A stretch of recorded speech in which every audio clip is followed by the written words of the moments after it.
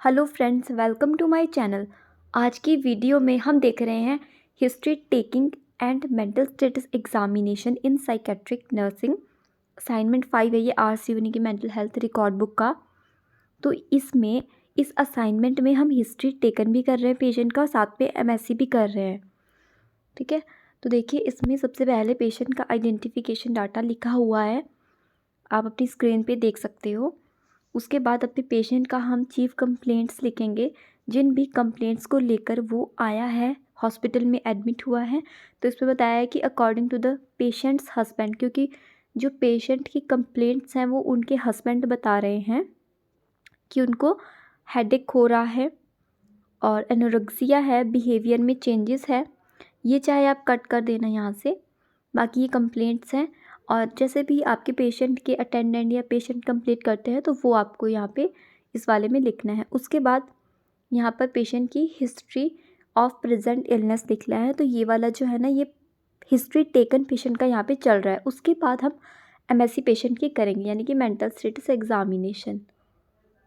तो history present illness में क्या है, क्या प्रॉब्लम जो है उनको वो कितने टाइम से हो रही है, ये आपको बताना है। कोर्स, इंटेंसिटी, ये सब कुछ हम बताएंगे।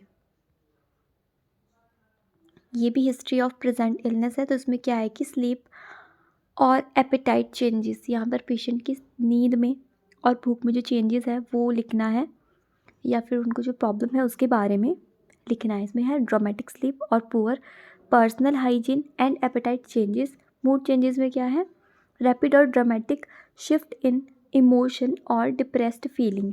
ये हमारे पेशेंट को प्रेजेंट में इलनेस है। यहाँ पर हम लिख रहे हैं विड्रॉल। तो इसमें क्या है कि loss of interest in the daily routine activities and communication, ये एक्टिविटीज़ लिखा हुआ है।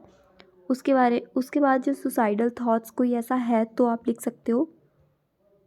Poor thinking and suicidal tendency is increase due to fear and anxiety. Apathy, तो इसमें है कि लॉस ऑफ इनिशिएटिव और desire to participate in any activity. तो ये प्रॉब्लम भी पेशेंट में हो रही है। वैसे एपैथी का मतलब होता है जिसमें इंटरेस्ट नहीं होता। जब पेशेंट को किसी चीज़ में, कोई पर्सन है उसको किसी भी चीज़ में कोई इंटरेस्ट नहीं है, वो चीज़ को हम एपैथी कहते हैं। नेक्स्ट है नर्वसनेस।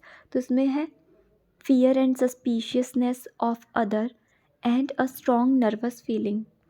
तो पेशेंट जो है वो सस्पिशियस यानी शक्की बिहेवियर है उसका, वो उसको फियर भी होता है और नर्वस फीलिंग है। अनयूजुअल बिहेवियर में क्या है कि अनकरेक्टराइज पैक्यूलर बिहेवियर यानी कुछ अजीब सा बिहेवियर करना है, बिजारे टाइप का, बिजारे बोल सकते हैं हम इसे। Lack of interest, poor gait and posture. उसके बाद ये जो है वो ट्रीटमेंट हिस्ट्री है पेशेंट की, ये वाली हटा देना। इसमें मेडिसिन, पेशेंट को क्या क्या ट्रीटमेंट दी जा रही है वो आप इसमें लिखोगे। तो इसमें लोराज़ेपाम और रिस्पेरिडोन जो ड्रग्स है वो दे रहे हैं, उनकी ये डोजेस हैं और फ्रीक्वेंसी है। पास्ट में हिस्ट्री कोई पेशेंट की साइकेट्रिक रही है तो आप उसको नोट करोगे, वरना तो हम लोग नॉट सिग्निफिकेंट लिखते हैं इसको। मेडिकली कोई प्रॉब्लम है या साइकेट्रिक हिस्ट्री रही है तो वो लिखना है। ये फैमिली मेम्बर्स के नेम है, यानी कि पूरा फैमिली हिस्ट्री है। फैमिली ट्री उसके बाद बनाना है, तो ये फैमिली ट्री बनाया है। यहाँ पे ये पेशेंट को अलग से रिप्रेजेंट किया हुआ है हमने। यहाँ पर अब पर्सनल हिस्ट्री आ जाती है पेशेंट की। देखिए सारा का सारा ही जो है ये हिस्ट्री टेकन है पेशेंट का। उसके बाद हमने यहाँ से नीचे से एमएससी हम स्टार्ट करेंगे। तो ये आती है पर्सनल हिस्ट्री, जिसके अंदर perinatal history, childhood history, educational history, play history, emotional problem during adolescent, वो हिस्ट्री आपको लिखना है। तो ये सारी ही हिस्ट्री इसमें नोट की जाएगी। Puberty, obstetrical history, occupational history, तो वो ऑक्यूपेशन में यानी या क्या वो काम करते हैं। Sexual and marital history, premorbid personality.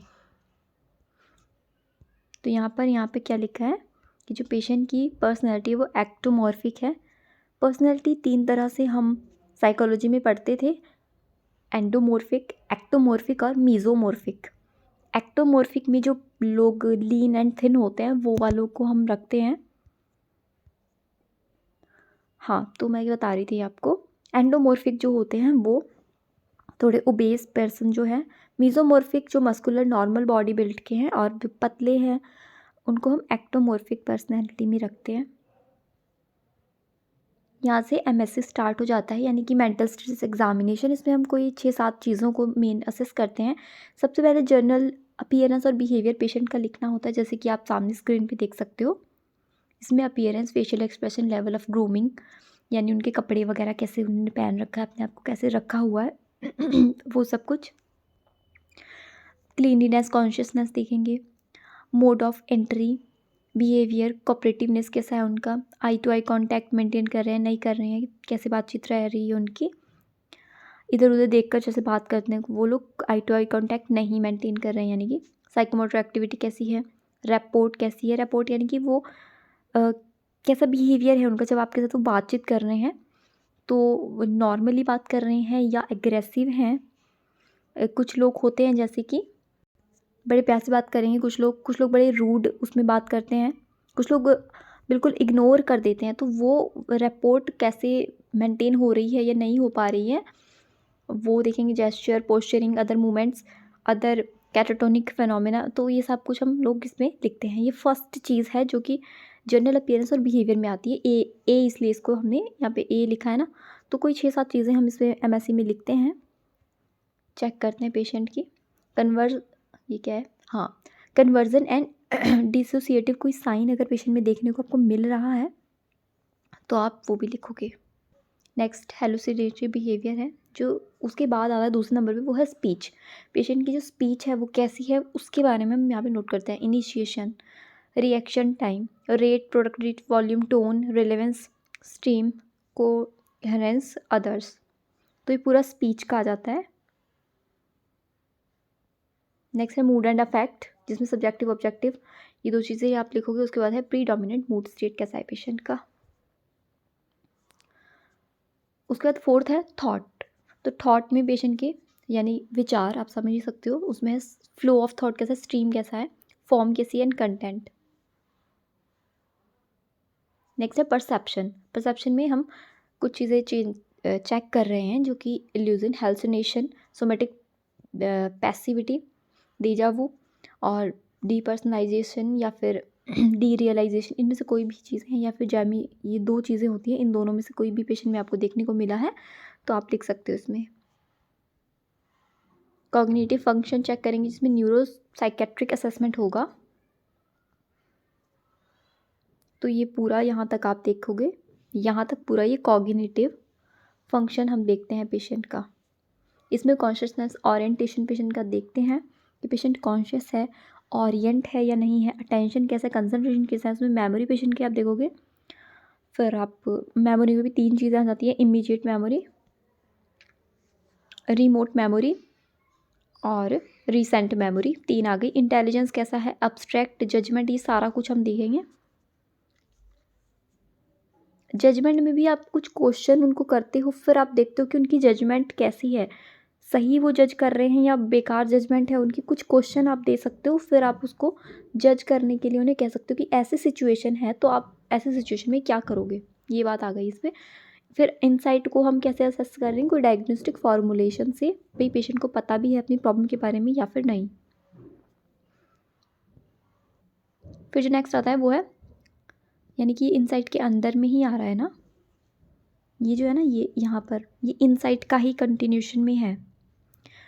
तो डायग्नोस्टिक फॉर्मुलेशन से हम इनसाइट को असेस करेंगे कि पेशेंट को अपनी प्रॉब्लम के बारे में, अपनी मेंटल स्टेटस के बारे में पता है या फिर नहीं पता है, वो बिल्कुल अनअवेयर है। तो उसमें ग्रेड देते हैं हम, 3 ग्रेड्स में इसको लिखते हैं। तो पहली ग्रेड जब चेक करी तो उसमें कंप्लीट डिनाइल था कि नहीं पता, कुछ भी नहीं पता है उसे अपनी प्रॉब्लम के बारे में। सेकंड में उसको स्लाइटली अवेयर हुआ कि वो सिक है, और नेक्स्ट में 2 इमोशनल इनसाइट, कि उसे पता लग गया है कि हाँ उसको ये कुछ प्रॉब्लम है, मेंटल प्रॉब्लम है। तो दोस्तों ये हो गया हमारा आज का हिस्ट्री टेकन और मेंटल स्टेटस एग्जामिनेशन। तो ये पेशेंट को लेकर आप किसी पेशेंट को, जैसे कोई पेशेंट आ रहा है तो उसका पूरा एमएससी करना है, हिस्ट्री टेकिंग करना है, तो इस तरह से करेंगे। फॉर्मेट है, और आर श्रीवनी की मेंटल हेल्थ रिकॉर्ड बुक का ये है, आपको हेल्पफुल हो जाएगा काफ़ी ज़्यादा बनाने में। और अगर पेशेंट का आप डायरेक्ट करते हो तो वो आपको ज़्यादा समझ में आएगा कि कैसे किया जाता है। जब आप करके देखोगे, कोई पेशेंट आपके पास आया है और वहाँ पर डॉक्टर उसका history taken mental status examination कर रहे हैं, तो आप ज़्यादा अच्छे से समझ पाओगे। साइकेट्रिस्ट जैसे करेंगे या फिर जो भी थेरेपिस्ट है, काउंसलर है, साइकोलॉजिस्ट है, वो कर रहे हैं, तो जैसे आप देखोगे तो आप बहुत अच्छे से सब समझ पाओगे इन चीज़ों को। जो आपको चीज़ें समझ में नहीं भी आ रही होंगी, वो भी आपकी क्लियर हो जाएंगी जब आप ये एकदम देखोगे, प्रैक्टिकली देखोगे। वीडियो कैसी लगी कमेंट सेक्शन में दोस्तों ज़रूर बताना।